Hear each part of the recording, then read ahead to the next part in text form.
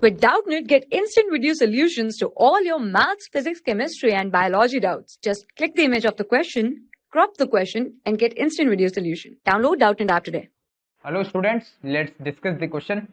In 0 to 2 pi, the total number of points where fx equal to maximum of sin x, cos x and 1 minus cos x is not differentiable are equal to. So let's begin with solution of this question. So here basically our function is defined as maximum of these three functions, that is sin x, cos x and this 1 minus cos x. So here our first function, that is sin x, so we will just draw its graph between this interval 0 to 2 pi. So however this x is belonging here to this open interval 0 to 2 pi. So first we will just draw the graph of all the three functions, and then we will draw the combined graph of all these three functions. Then we will just check the differentiability. So here our first function is sin x, so its graph will be like this if this is our y-axis and this is our x-axis.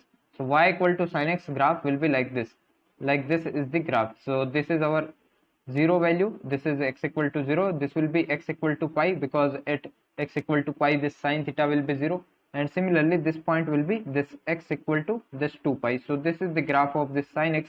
If we will draw the graph of cos x, so here this cos x, so this graph will be like this is our y-axis, this is our x-axis. So graph will be starting from this, that is y equal to 1 at x equal to 0, and then it will proceed like this. So like this will be the graph, and here this point, that is this point will be this x equal to this 2 pi. Similarly this point, this lowest point will be at x equal to pi, where the value of graph is equal to this minus 1. So here this x equal to pi, this will be pi by 2, this will be 3 pi by 2, and this is x equal to 0. So this is the graph of cos x. Now if we will draw the graph of this 1 minus cos x, so we can just draw like this, that is our third function is 1 minus cos x. So first we have to draw the graph of this minus cos x function. So what we will do, we will just make a mirror image of this cos x function with respect to our x-axis. That will give us the graph of minus cos x. So we can say that the graph of minus cos x will be like this, that is this is our y-axis, this is our x-axis, and the graph will be like this, that is it starts from this minus 1 and proceed like this. So this is the graph, and here this point will be this x equal to this 2 pi. So from here this will be x equal to 0, and this value will be this x equal to this pi. So these are the graphs. So now we will just draw the graph of this 1 minus cos x. So what we have to do, we have to just add 1 into this graph, that is the value of y will shift upwards by a unit 1. So these 2 points will shifted on the x-axis, and this peak point will shift about 1 unit above this x-axis.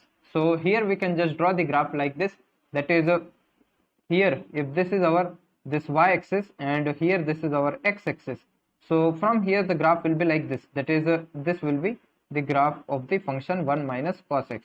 So here this point, that is x equal to 0, it will be x equal to 2 pi here, and this will be x equal to 0, and this peak point will be at x equal to pi. So this is x equal to pi. So from here if we'll just draw the combined graph of all these three functions, that is sin x, cos x and 1 minus cos x on a single Cartesian system. So we can draw like this, that is if this is our y-axis and if this is our x-axis, so we can just draw a larger screen of all these three graphs.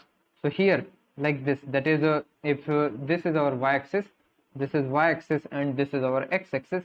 So our first graph we will discuss, that is sin x. So it is starting from this, so we will just mention all the points also, that is it will be our x equal to this pi by 2, and this will be our x equal to pi.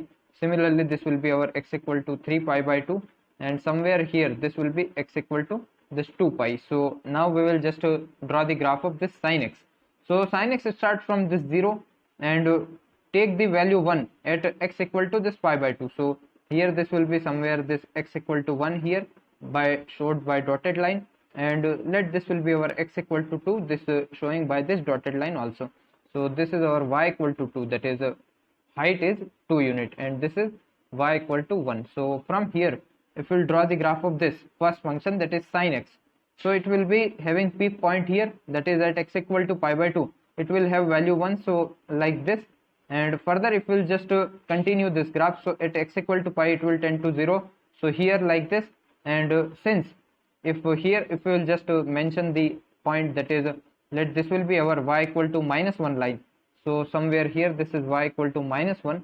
So we can just continue our graph and it will tend here, that is this value -1 at this 3 pi by 2. So it will be some like here and continue to be this.